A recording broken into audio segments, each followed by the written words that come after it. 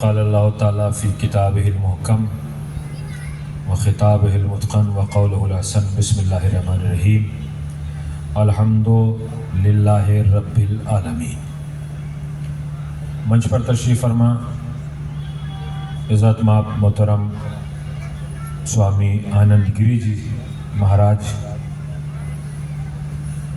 محترم الحاج بابا صاحب جو بنگلور سے تشریف لائے ہیں،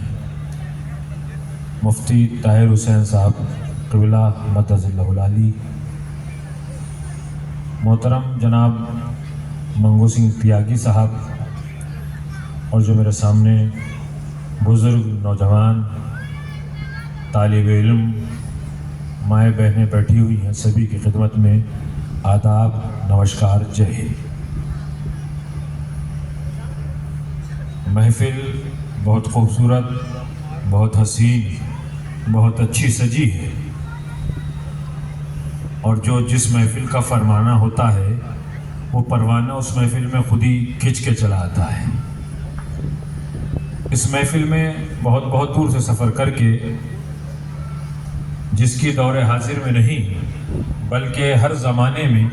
کبھی کم کبھی زیادہ ضرورت رہی ہے، یہی مانوتا کے پروانے جمع ہو کر اپنا پیغام انسانیت کے لیے دیتے رہے ہیں۔ کہہ کے گزر جانا بہت آسان ہوتا ہے، لیکن اس کہے ہوئے کے اوپر عمل کرنا اور اسے سوچنا وہ بہت مشکل ہوتا ہے۔ میں نے قرآن مجید کی آیت جو سورہ الحمد کی پہلی آیت ہے، جسے سناتن دھرم میں اشلوک کہتے ہیں، ہمارے یہاں آیت کہتے ہیں، قرآن مجید کے پہلے ادھیائے کی آیت الحمد للہ رب العالمین، تمام تعریفیں اس رب کے لیے ہیں جو عالمین کا پالنے والا ہے۔ صبح کی 2 رکعت نماز، ظہر عصر کی 4 رکعت نماز، مغرب کی 3، عشاء کی 4، کم از کم ان 17 رکعت میں 2 مرتبہ سورہ الحمد کو پڑھا جاتا ہے، اور نمازی اس آیت کی تلاوت کرتا ہے، اور اللہ اس تلاوت کو قبول کرتا ہے۔ جب وہ اس آیت کی تلاوت کرتا ہے تو ہماری اردو زبان میں اس کا آسان سا ترجمہ یہ ہے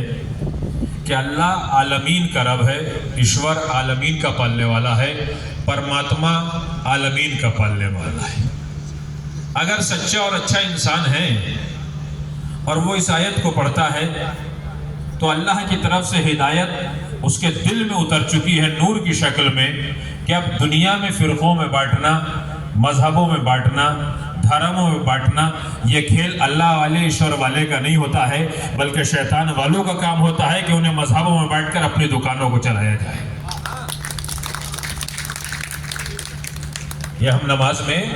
جو آیت پڑھتے ہیں، الزام دنیا کے اوپر لگاتی ہے، بہت کچھ کہا جاتا ہے بغیر سوچے سمجھے۔ ہم کوئی صفائی نہیں دیتے، ہم اپنی بات کسی کے سامنے نہیں رکھتے، ہم تو صرف اسی قرآن مجید کے دائرے میں مانوتا اور انسانیت کو سمجھتے ہیں کہ اسی خالق نے سب کو پیدا کیا ہے۔ اگر ایک لمحے کے لیے بھی اللہ کے علاوہ ہم کسی اور کو خالق مان لیں تو ہم خود کافر ہو جائیں گے۔ ہم نہیں مان سکتے کسی بھی دھرم کا انسان ہو، کسی بھی مذہب کا انسان ہو، کسی بھی مسلک کا انسان ہو، کسی بھی جاتے کا انسان ہو، ان سب کو پرماتما ایشور گاڈ اللہ نے پیدا کیا ہے، یہ سب کا ایمان ہے، سبھی جانتے ہیں۔ اور اگر یہ ایمان ہے تو اب اس بات کی ضرورت ہے کہ ہم مذہب، دھرم، ذات کہیں بھی ہوں، مگر اگر تومر صاحب کوئی محفل سجا دیں تو ان کے قدم کے ساتھ قدم ملا کر ہمیں چلنا چاہیے۔ قاری شمیم صاحب اگر کوئی محفل سجا دے تو قاری شمیم صاحب کے ساتھ چلنا چاہیے۔ میں تو 1 گھنٹے سے یہ دیکھ رہا ہوں کہ بڑا احساس ہو رہا تھا ان دونوں حضرات کو کہ لوگ کم آئے ہیں۔ میں تقریر وہیں سے شروع کرتا، ارے اس کام کے لیے اگر تم دونوں بھی کھڑے ہوئے ہو تو سپر پاور طاقت ہو، بہت کم لوگ یہ کام کرتے ہیں۔